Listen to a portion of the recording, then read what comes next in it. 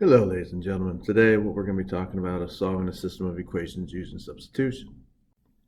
What's different about what we're doing today is that usually I give you guys some notes, but today and for the next few days, you guys are going to be taking your own notes. So if you haven't already, you need to get out your own notebook, your own sheet of paper, and you're going to take down these problems. If you need to pause in between, write down the problem or anything, feel free to. All right, so get ready to do that now. Now, our whole first test is all about graphing, right? And we found the solution to a system of equations by graphing by finding out where the two lines intersect. Wherever the two lines intersect, the x and the y coordinate would satisfy each equation. In other words, make them both true. Well, same thing works for substitution. Right? Substitution is the same idea. We're still actually looking to see where the two lines intersect, but we're not using graph paper. Okay? So the only time that I would even suggest using substitution is for how we actually solve it, and I'll show you here. Start off with, when I look at these two equations that I have here, one's not in slope-intercept form. Okay, well, the second thing is we don't have a graph. So if we don't have something that's in slope-intercept form and we don't have a graph, well, this is when you would use substitution. The key to understanding when to use substitution is when a variable's been solved for. In other words, a variable's by itself.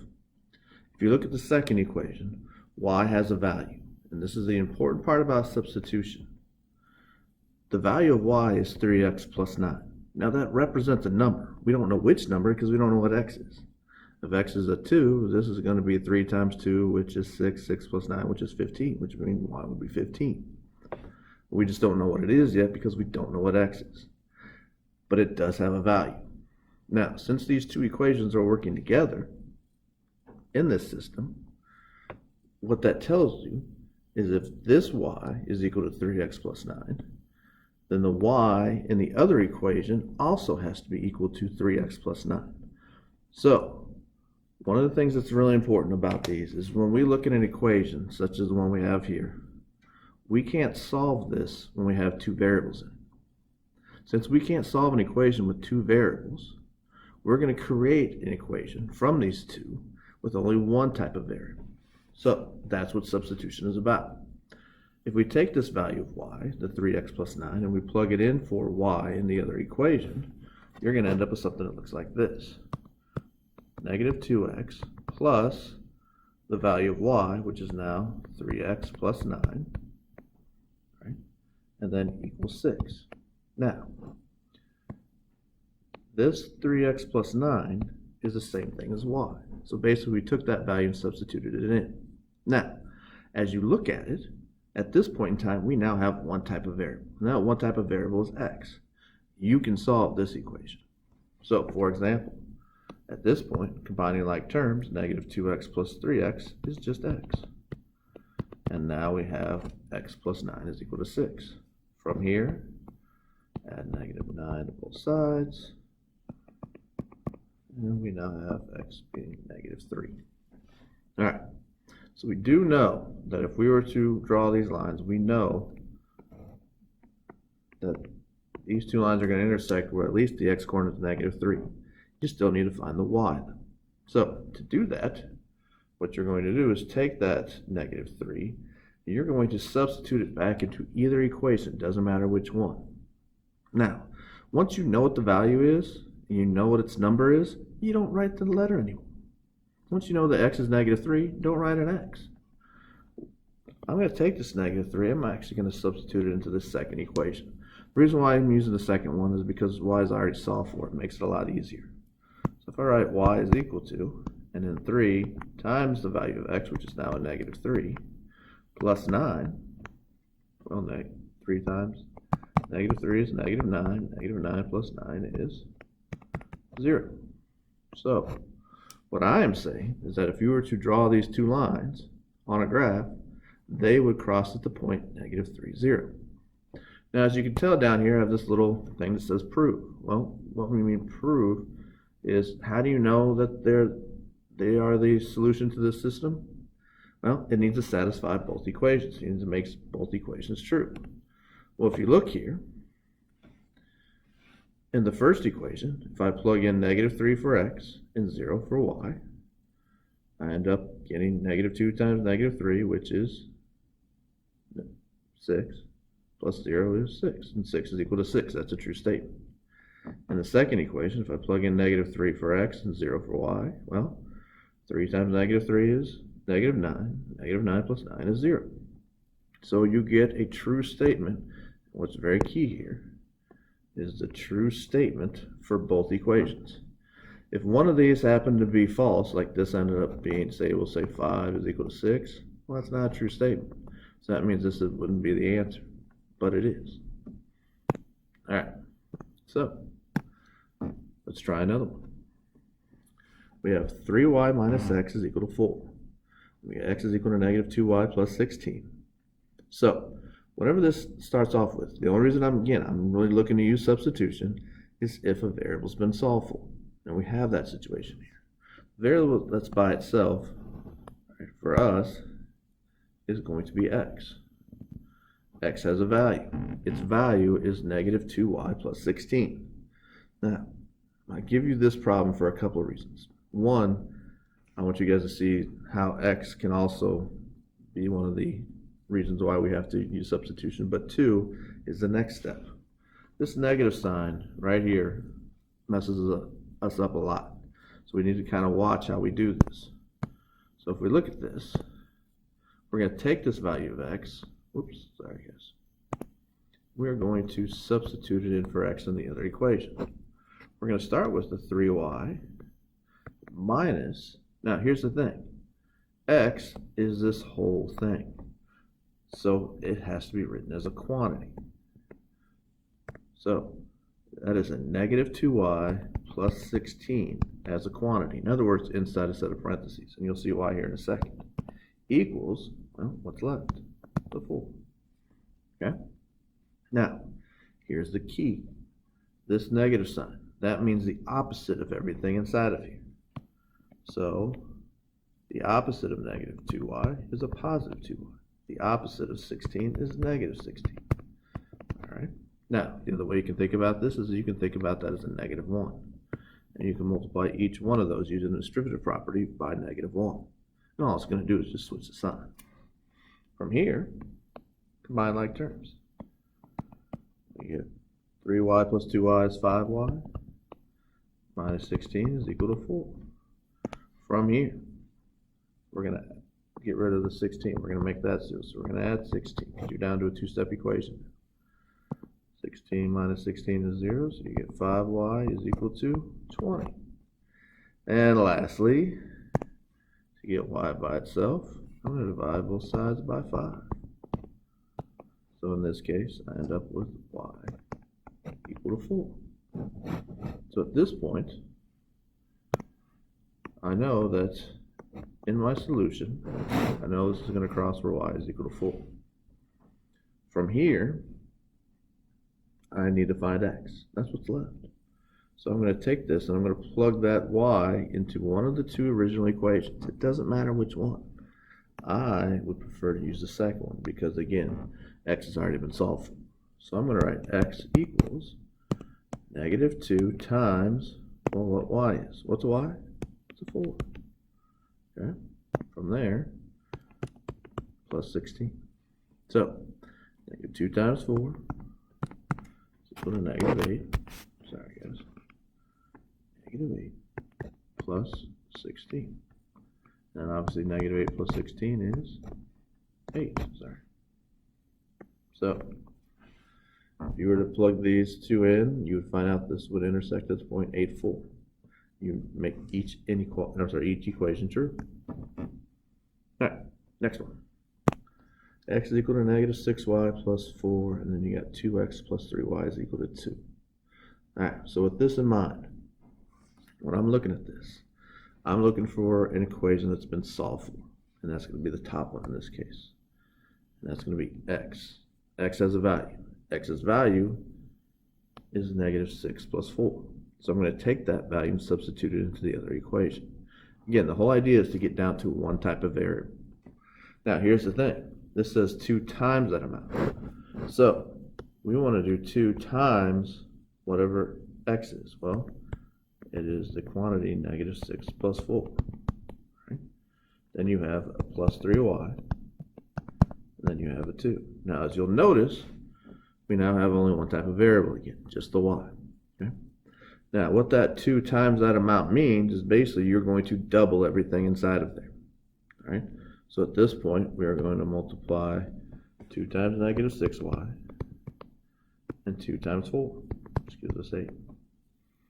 And plus 3y is equal to 2. Make that a better 8 for you guys. All right, there we go. So, from here, combine like terms. Negative 12y and 3y, negative 9y plus 8 equals 2. All right. From here, add negative 8 to both sides. We end up with negative 9y is equal to negative 6.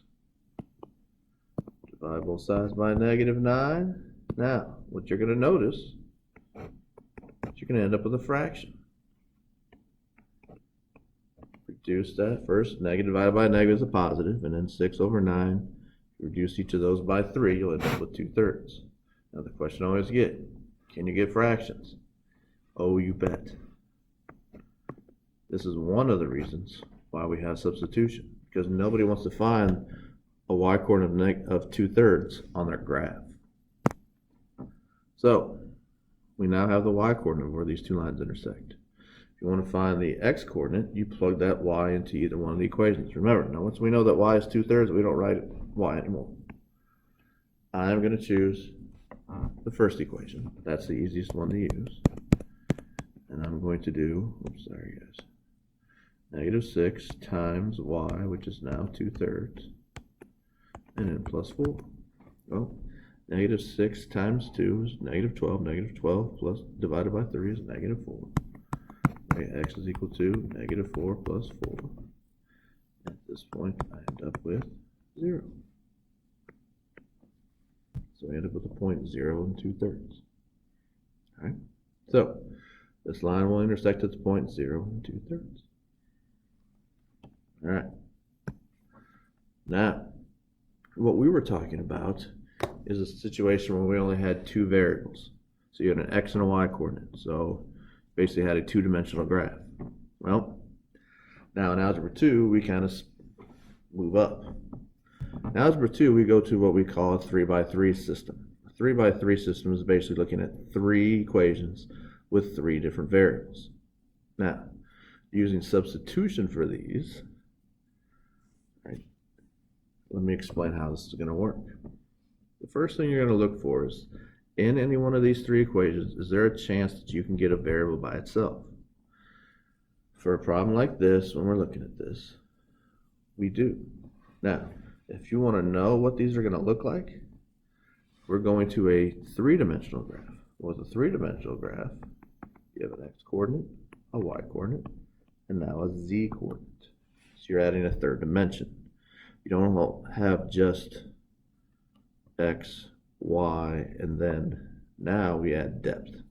Depth is z. Okay, so you got length, width, and depth. So at this point, you're trying to find a variable you can get by itself, right?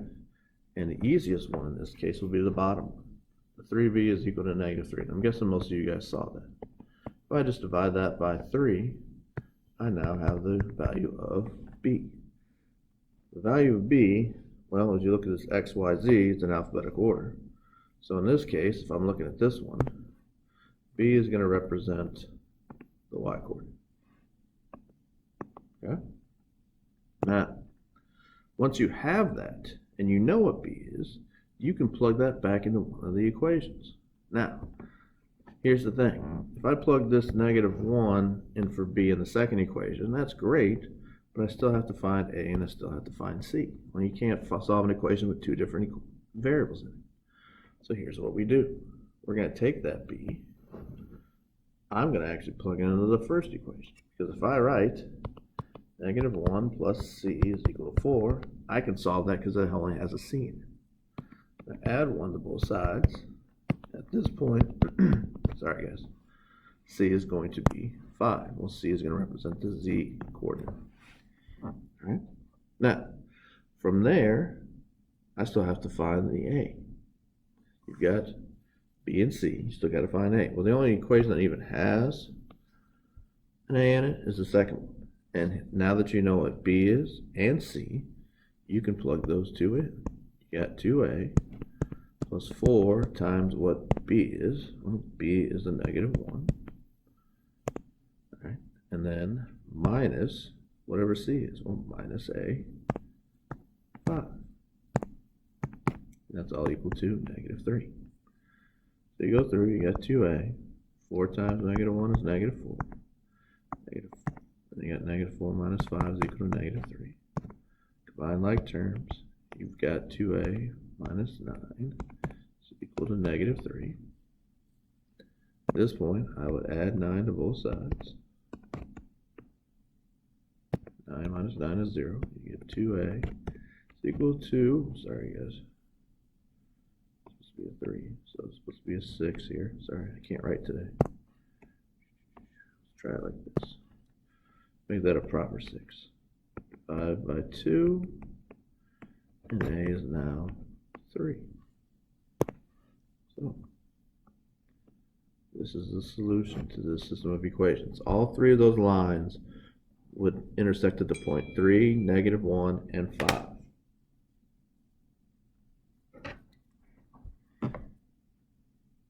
Alright.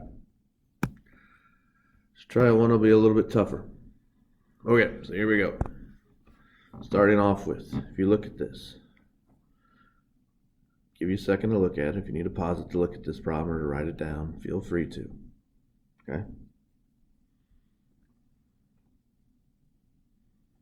Alright, so now, from here, we are looking for a variable that's been solved for. Now, if you notice, this is not as easy as the last one. In the last one, you're able to find one of the solutions quickly. Here's the thing. In a problem like this, what we're going to want to do is we're going to want to take a variable that's been solved for, like the x. The x has a value. Well, I'm going to take that, I'm going to plug it into the second equation, and you'll see that down here. Okay? So you get y is equal to -5 times the value of x, which is now a 4z plus 4, then minus 4z minus 5. So, from here, you're going to simplify. So you're going to use the distributive property to do -5 times 4z and -5 times 4, which will give you -20z minus 20 minus 4z minus 5. So now, at this point, you're going to combine like terms. So you want to combine these and the -20 and the -5. When you do that, you should get -24z minus 25. So now, once you have that, we now have an option in this next part to take, I want to just see what that looked like before you guys looked at it, that value of y, and now substitute it in for y into the first equation. At this point, what we've created is now we've created a situation where we only have one variable. If you noticed, up here, you've got the z and the x. That's two variables, can't solve that. On what we solved here, we still have two variables. You can't solve an equation with two variables in it. So we got to create a situation that has only one. That's what this one's about.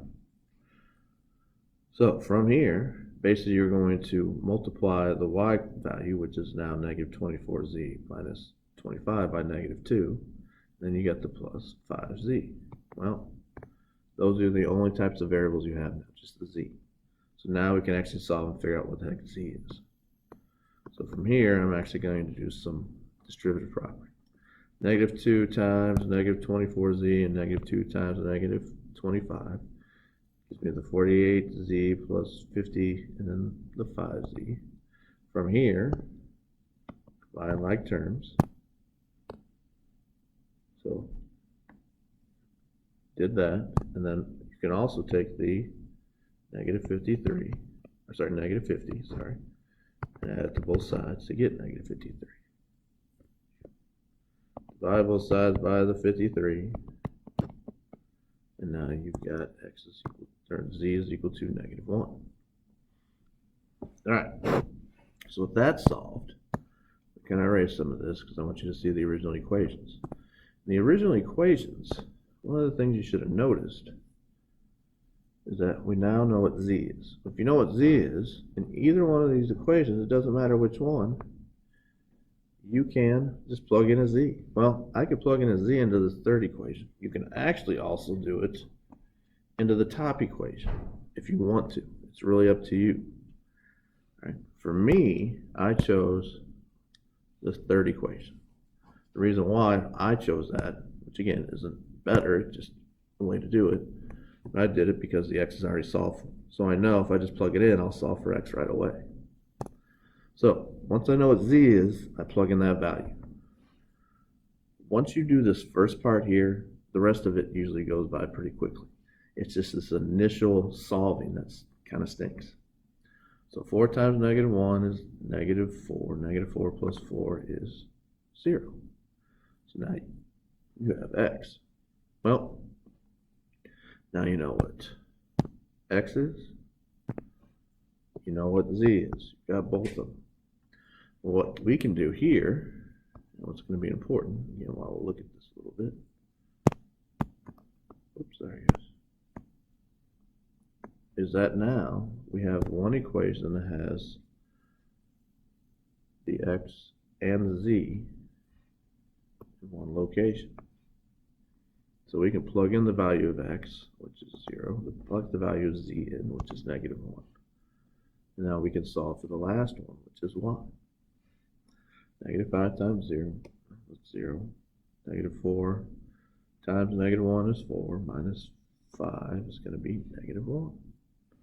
Right here, if you had some issues with that, this is going to end up being 4 minus 5. Okay? So, you've now solved for all three. Oops, sorry guys. That was weird. So, if we look, you have x, which is 0, z, which is negative 1, oh, sorry, y, which is negative 1, and z, which is negative 1. So that's where this line would intersect. All right.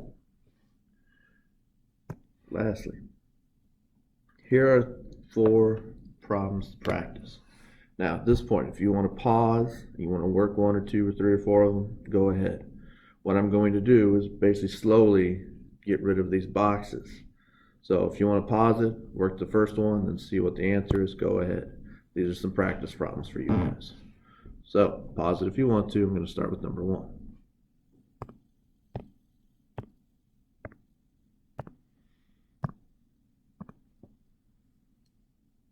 All right, if you want to do number 2, pause it here. I'm going to do number 2.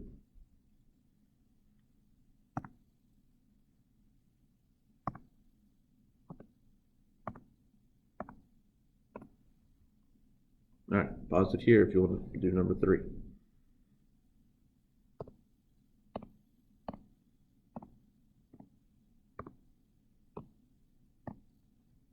All right, pause it here if you want to do number 4.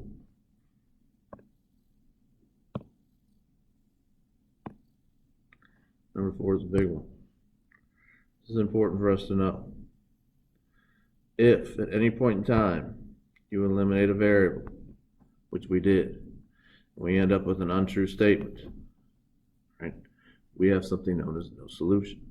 What this means is you basically have parallel lines. In fact, if you put this one in slope-intercept form, same slope, different y-intercepts. Okay?